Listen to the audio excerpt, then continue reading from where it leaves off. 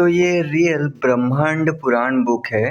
पिछले वीडियो पे हमने जहाँ तक पढ़ा था उसके बाद से आज यहाँ से शुरू करते हैं। रियल रामायण, महाभारत, वेद, पुराण, कामसूत्र, उपनिषद, ये सब बुक अगर आप शुरुआत से पढ़ना चाहते हैं तो इस वीडियो के नीचे चैनल के नेम या पिक्चर पे क्लिक करके प्लेलिस्ट में जाके देख सकते हैं, या फिर चैनल का नाम कुछ अलग कुछ रोचक को यूट्यूब पे सर्च करके फिर उस पर क्लिक करके प्लेलिस्ट में जा सकते हैं।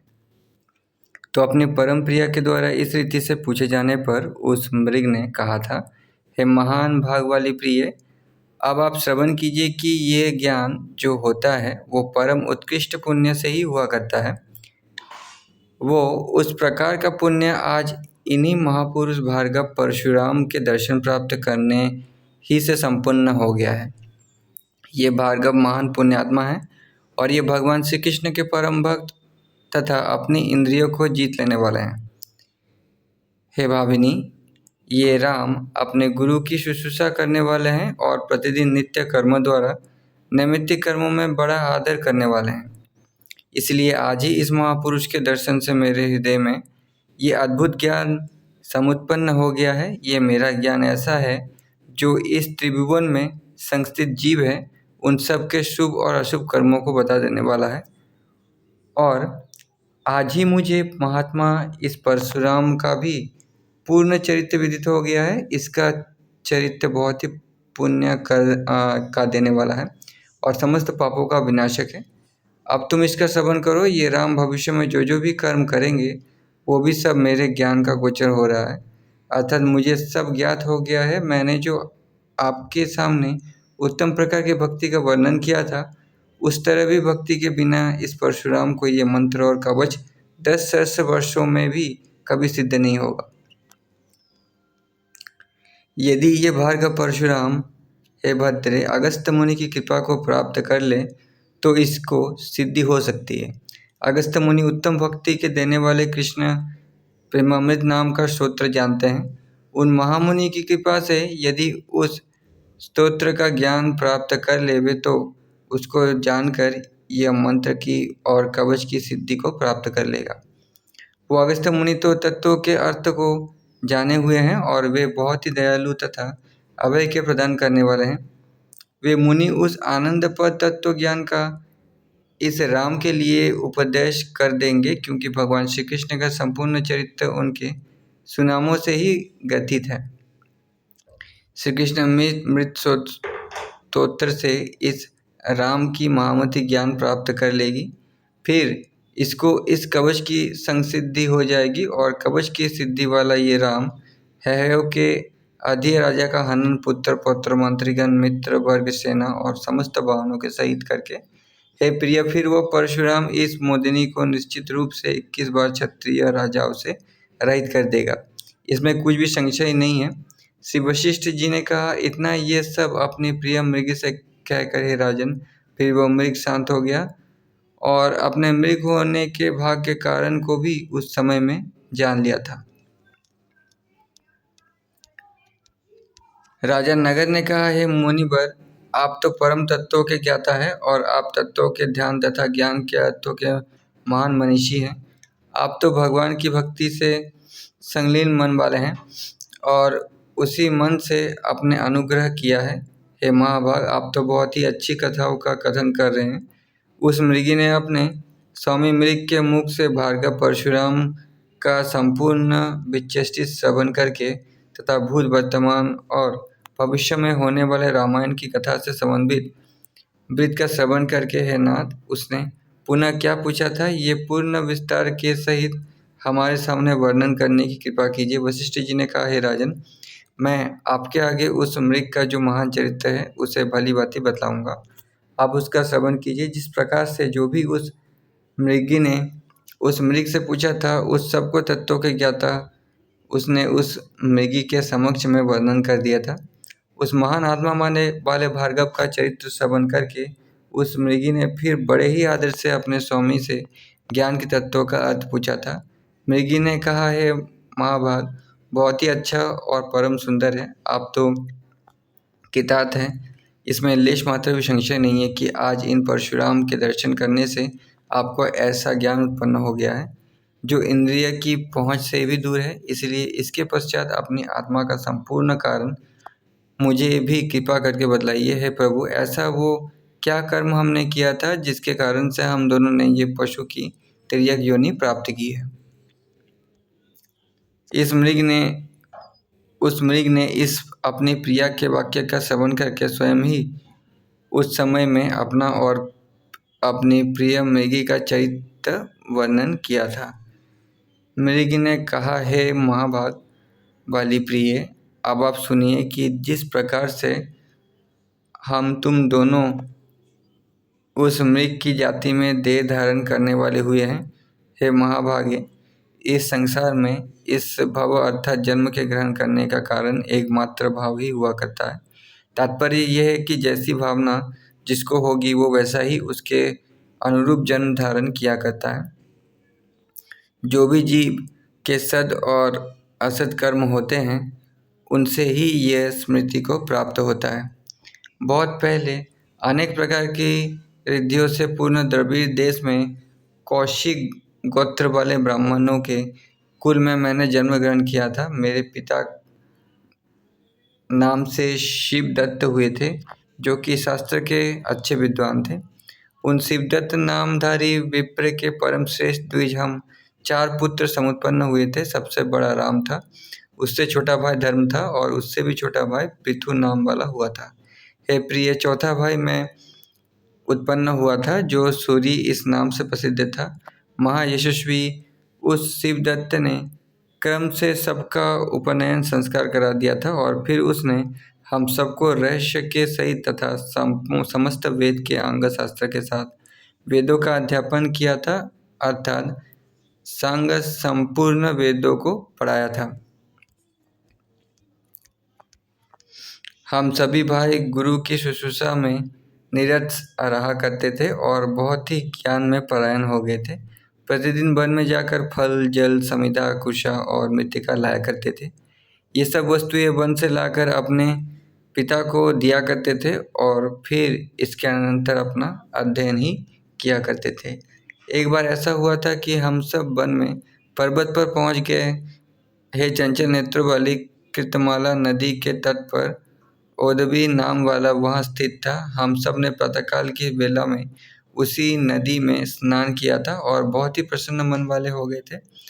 हम सब ने सूर्य देव को अर्घ्य दिया था और जाप करके हम सब उस उत्तम पर्वत पर समारूढ़ हो गए थे। अब वहाँ की वृंदावली की प्राकृतिक छटा का वर्णन किया जाता है। वो स्थल ऐसा अत्यधिक रमणीय था कि वहाँ पर शाल, तमाल, प्रियक, पनस, कोविदार, सरल, अर्जुन, पुख, खजूर, नारियल, जम्बू, सहकार, कटुफल और बृहति के वृक्ष लगे थे। इनके अतिरिक्त अन्य भी वहाँ पर अनेक प्रकार के तरुवर थे जो दूसरों के अर्घ का प्रतिपादन करने वाले थे, अर्थात पुष्प फल आदि के द्वारा दूसरे जीवों का उपकार करने वाले थे। उन वृक्षों की छाया बहुत ही घनी थी और उन पर दूर दूर से पक्षीगण उन पर समाविष्ट होकर अपना कलक कर रहे थे। उस पर्वतीय महारण्य में विविध प्रकार के वन्य हिंस्र जीव भी भ्रमण कर रहे थे। शार्दूल, भल्ल, हरि, गंडक, मृगनाभि, गजेंद्र और शरभ आदि बहुत हिंसक अपने अपनी कंदरा में निवास करते हुए उसका सेवन कर रहे थे। वहाँ वन में अनेक सुंदर एवं सुरभित सुमनों वाले द्रुम और लताएं भी समुत्पन्न हुए थे, जिनमें कदम्ब, मल्लिका, पाटल, कुंद, कर्णिकार आदि थे।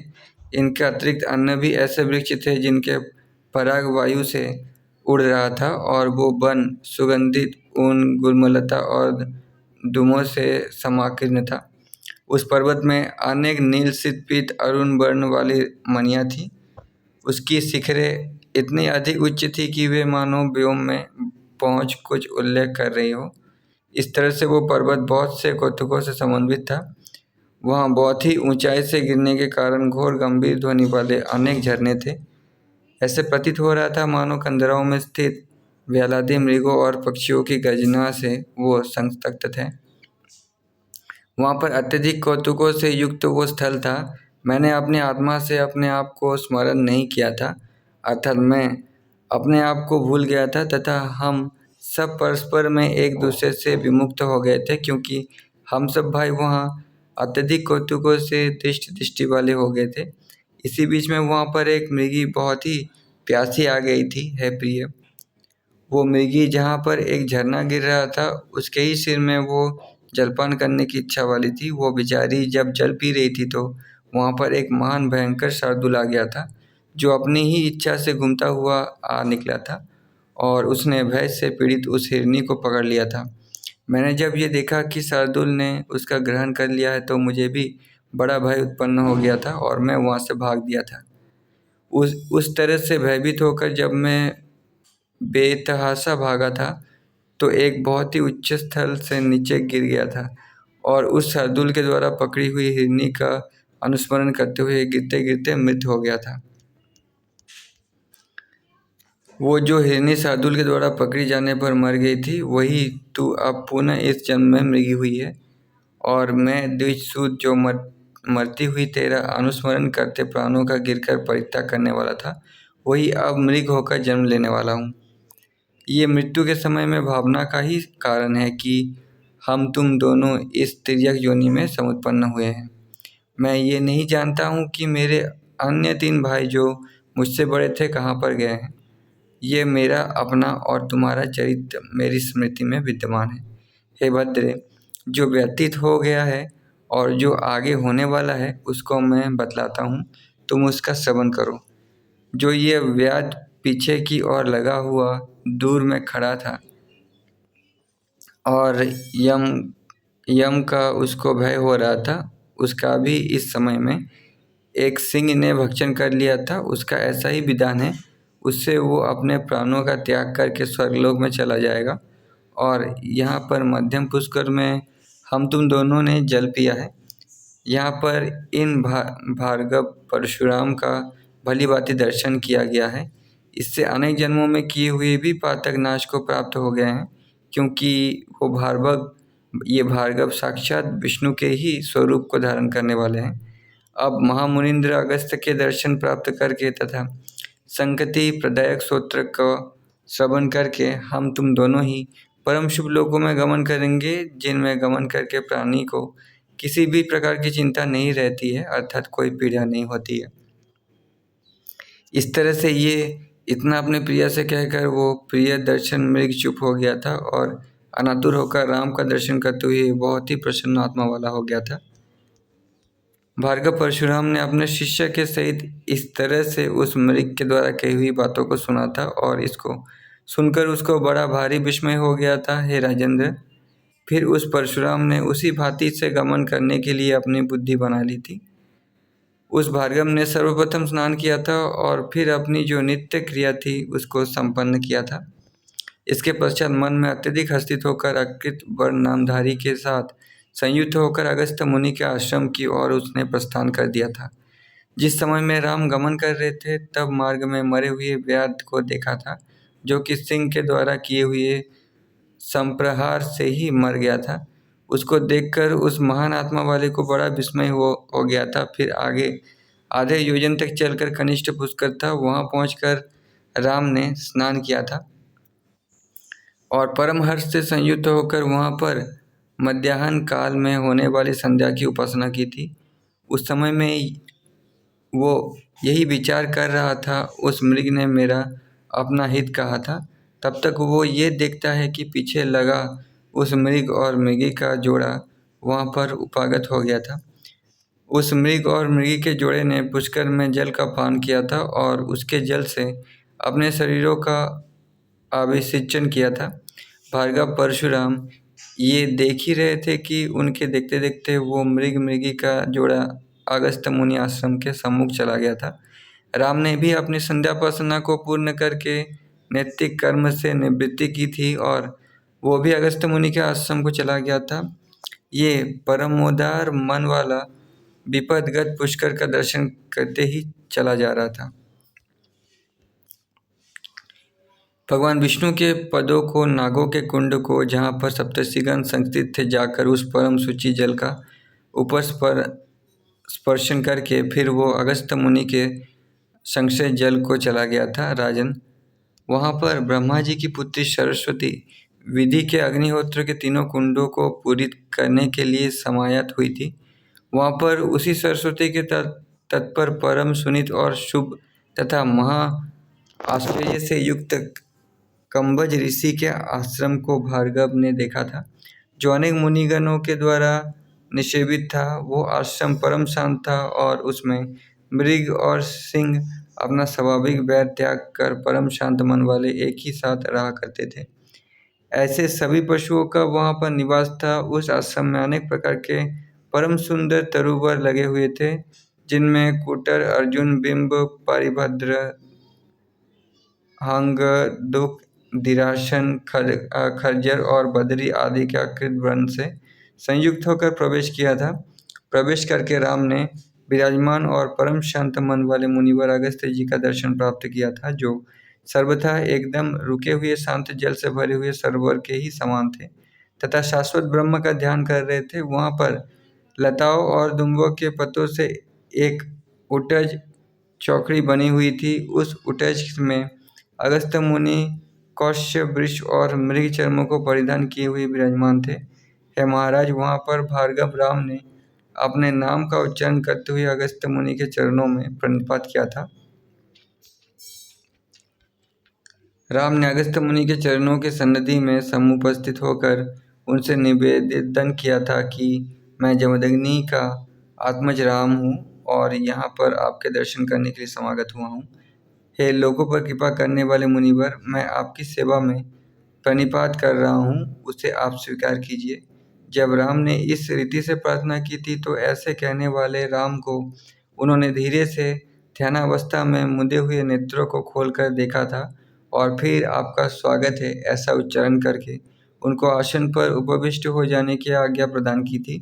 उन मुनियों में परम श्रेष्ठ अगस्त्य जी ने शिष्य के द्वारा मधुपर्क मंगाकर राम को प्रदान किया था। फिर तपश्चर्या और कुल की क्षेम कुशल उससे पूछी थी। उन मुनिवर के द्वारा जब राम से इस रीति से पूछा गया था तो उस समय में राम ने अगस्त्य मुनि से कहा था, हे ईश, अब आपके चरणों के दर्शन से मेरा सभी प्रकार का क्षेम कुशल है। हे विभु, मुझे एक संशय हो गया है, उसका छेदन आप कृपा कर अपने अमृत रूपी वचनों के द्वारा कर दीजिए। मैंने एक मृग को मध्यम पुष्कर में देखा था। उस मृग ने मेरा अतीत और अनागत संपूर्ण वृत्त बतला दिया था। इसका श्रवण करके मैं अधिक विस्मय से आविष्ट हो गया हूँ और अब आपके चरण कमलों की शरण में समागत हुआ हूँ। अपनी स्वाभाविक अनुकंपा से मेरा परित्राण कीजिए और हे नाथ, महामंत्र की सिद्धि कराइए। हे गुरु, भगवान शिव ने जो कवच मुझे प्रदान किया है उसको सिद्ध कराइए। इसमें आपकी परमानुकंपा मेरे दास के ऊपर होगी। श्री कृष्ण के मंत्र की साधना करते हुए मुझे 100 से भी अधिक काल व्यतीत हो गया है, तो भी मुझे इसकी सिद्धि प्राप्त नहीं हुई है। इसका क्या कारण है, ये आप मुझे अपनी परमाधिक कृपा करके बतलाइए। श्री वशिष्ठ मुनि ने कहा, इस प्रकार का जो प्रश्न महात्मा राम ने किया था उसका श्रवण करके हे महाराज, उस महामुनि ने एक क्षण भर कुछ ध्यान किया था और फिर जो कुछ भी उस मृग ने कहा था उसको उस समय में उन्होंने अपने ध्यान से जान लिया था। अपने मृगी के साथ अपने आश्रम में आए हुए उस मृग को भी उन्होंने जान लिया था, जो कि श्री कृष्णामृत स्रोत का श्रवण करने के लिए ही वहाँ पर समागत हुआ था। मुनि ने उस सब का कारण भी समक्ष लिया था। इस सब का विचार करके उन महामुनि अगस्त्य जी ने उस भार्गव राम को अपने अमृत रूपी वचनों के द्वारा आश्वासन दिया था। महामुनि वशिष्ठ जी ने कहा, उस संपूर्ण कारण को भली भांति समझकर कुंभ से समुत्पन्न अगस्त्य मुनि ने अपने मन परम प्रीति करके भार्गव राम से कहा था। अगस्त्य मुनि ने कहा, हे परशुराम, आप तो महान भाग वाले हैं। मैं अब आपके हित की बात कहता हूँ, उसका आप श्रवण कीजिए, सुनिए, जिनके द्वारा आप बहुत ही शीघ्र इस महामंत्र की सिद्धि का प्राप्ति कर लेंगे। हे मैथिपति वाले, ये भक्ति 3 प्रकार की होती है। उस भक्ति के तीनों प्रकार के लक्षणों का ज्ञान प्राप्त करके जो मनुष्य फिर यत्न किया करता है वो बहुत ही शीघ्र पूर्ण सिद्धि प्राप्त कर लिया करता है। एक बार मैं स्वयं भगवान आनंद देव के दर्शन प्राप्त करने की आकांक्षा से पाताल लोक में गया था, जो कि परमानंद के साथ बड़े बड़े नागराजों से सुशोभित था। हे महाभाग, यहाँ पर मैंने देखा था कि चारों ओर बड़े बड़े सिद्ध महापुरुष विराजमान थे। वहाँ सनकादिक चारों महासिद्ध देवर्षि नारद, गौतम, जाजली, कत्रु, ऋभु, हंस, अरुणि, वाल्मीकि, शक्ति, आसुरी प्रभृति सभी मुनींद्रगण और ऋषियों के समुदाय विद्यमान थे। हे द्विज, ये सब और अन्य भी वात्सायन जिनमें प्रमुख थे महान सिद्धगण वहाँ पर बैठे हुए थे। ये सभी वहाँ पर बैठे हुए ज्ञान की पूर्ण प्राप्ति के लिए फनी नायक शेष राज की उपासना कर रहे थे। वहाँ पर बड़े बड़े नागेंद्र और महान आत्मा वाले सिद्ध सभी विराजमान थे। उन सब के साथ फणींद्र नायक शेष महाराज की सेवा में मैंने बड़े आदर के साथ प्रणिपात किया था। मैं वहाँ पर बड़े ही आनंद से भगवान विष्णुदेव की कथाओं का श्रवण करता हुआ बैठ गया था। हे महाभाग, ये भूमि भी जो समस्त भूतों की धात्री स्वरूप वाली है, वहीं पर उन शेष भगवान के आगे बैठी हुई थी और बहुत ही प्रीति के साथ सदा कथाओं का श्रवण किया करती थी। वो भूमि साक्षात इस मही के धारण करने वाले शेष भगवान से जो भी पूछा करती है, उसको समस्त ऋषिगण वहीं पर संस्थित होकर उनके ही अनुग्रह के होने से श्रवण किया करते हैं। हे वत्स, मैंने भी वहाँ परम शुभ कृष्ण प्रेमामृत का श्रवण किया था। उम्र श्रोत्र को मैं अब आपको बतलाऊंगा, जिसको प्राप्त करने के लिए तुम यहाँ पर आए हो। इस श्रोत्र में बराह आदि भगवान के अवतारों का चरित्र है, जो समस्त प्रकार के पापों का विनाश कर देने वाला होता है। ये चरित्र परमाधिक सुख सौभाग्य के प्रदान करने वाला है। परलोक में जाकर इस भौतिक शरीर के त्याग करने के पश्चात मोक्ष का भी देने वाला है, जिससे इस संसार में बारंबार जन्म मरण के महान कष्ट से छुटकारा मिल जाया करता है। और ये चरित्र ऐसा अद्भुत है कि जो पूर्ण ज्ञान और विशेष ज्ञान का भी कारण होना है। इस वसुंधरा देवी ने इस सब का श्रवण किया था और ये बहुत ही अधिक प्रसन्न हुई थी। हे वत्स, फिर धरा के धारण करने वाले अनंत भगवान से बोली थी। परम प्रणत होकर इस भूमि ने फिर भगवान कृष्ण की लीला को जानने के लिए प्रार्थना की थी। धरणी ने कहा, भगवान श्री कृष्णचंद्र जी ने नंद गोपराज के ब्रज में निवास करने वाले ब्रजवासी मनुष्य का भी जन्म अपना अवतार धारण कर अनेक अद्भुत लीला विहारों से अलंकित कर दिया था। अपनी लीला से ही मानवीय शरीर धारण करने वाले उन श्री कृष्ण देव के जय की अनेक उपाधियों से नियुक्त अनेक शुभ नाम हैं। उन श्री कृष्ण के नामों में जो बहुत ही प्रमुख उनके नाम हैं, उनके श्रवण करने की कामना वाली मैं बहुत अधिक समय से हो रही हूँ। हे भगवान वासुदेव के उन परम शुभ नामों को आप कृपा करके मेरे आगे बतलाइए, क्योंकि इस संसार में इसके तत्परतर अर्थात बड़ा अन्य कोई पुण्य नहीं है। तात्पर्य ये है कि भगवान श्री कृष्ण के परम शुभ नामों का स्मरण और श्रवण लोक में सबसे अधिक पुण्य कार्य है।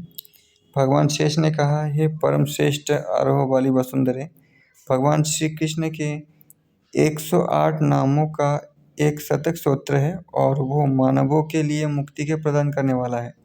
ये शतक सभी के मंगल का कार्य में शिरोमणि है तथा लौकिक साधारण वैभवों की प्राप्ति की बात ही क्या है। ये तो अनिमा महिमा आदि जो 8 सिद्धियां हैं उनको भी देने वाले हैं। बड़े बड़े महान जो करोड़ों प्रकार के पातक हैं उनका भी विनाश कर देने वाला और समस्त तीर्थों के स्नान ध्यान तथा अटन का जो पुण्य फल हुआ करता है उनके प्रदान कर देने वाला होता है।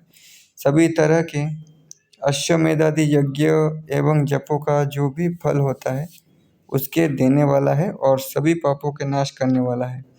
हे देवी, अब आप उस नामों के शतक को सुनिए। मैं आपको बतलाता हूँ जो 108 भगवान के नामों वाला है। परम पुण्य में अन्य सहस्त्र नामों की 3 बार आवृत्ति के करने से जो फल प्राप्त होता है वो पुण्य फल भगवान श्री कृष्ण के नाम की एक ही आवृत्ति के द्वारा एक ही नाम दिया करता है। इस कारण से ये स्तोत्र विशेष पुण्य वाला और पातकों का विनाशक है। हे प्रिय, इस परम शुभ नामों के अष्टोत्तर शत का मैं ही ऋषि हूँ। उसका छंद अनुष्टुप है और इसका देवता श्री कृष्ण के प्रिय का आह्वान करने वाला योग है। अब यहाँ से आगे वो अष्टोत्तर शतक का आरंभ होता है। श्री कृष्ण कमला महालक्ष्मी के नाथ वसुदेव के पुत्र वासुदेव और सनातन अर्थात सदा सर्वथा से चले आने वाले हैं। वासुदेव को पुत्र परम पुण्यमय लीला ही से मानुष शरीर के धारण करने वाले हैं। श्रीवस्त्र का चिन्ह और कौतुक मणि धारण के करने वाले यशोदा के वत्सल और हरि हैं। हरि का अर्थ होता है पापों के हरण करने वाले। चार भुजाओं में सुदर्शन चक्र, कौमुदकी, गदा, शंख और असी आदि आयुधों के धारण करने वाले हैं। देवकी के नंदन श्री देवी के स्वामी और नंदगोप की प्रिया यशोदा के आत्मज अर्थात पुत्र हैं। यमुना के वेग का संहार करने वाले बलभद्र जी परम प्रिय अनुज अर्थात छोटे भाई हैं। पूतना के जीवन का हरण करने वाले तथा